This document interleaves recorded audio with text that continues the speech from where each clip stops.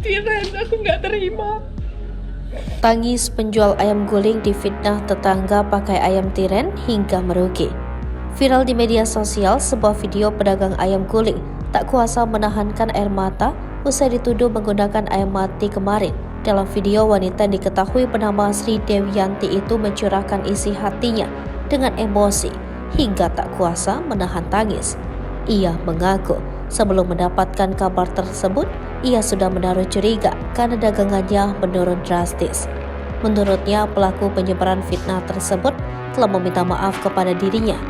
Namun karena suami dari pelaku yang merasa tidak bersalah, membuat pihaknya melaporkan kejadian ini ke Kepala Desa dan Polsek Simpang 4. Katanya, fitnah yang dilakukan oleh pelaku tersebut sangat tidak berdasar, sebab menurutnya Sri menggunakan 2 jenis ayam untuk dagangannya.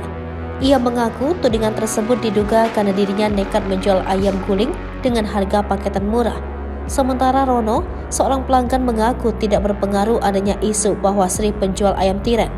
Pasalnya menurutnya, ayam yang dijajakan oleh Sri merupakan ayam yang berkualitas dan memiliki cita rasa yang tidak pernah berubah.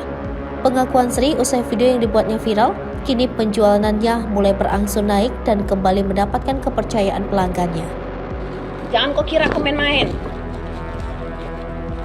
PT Siomas Adi Satwa.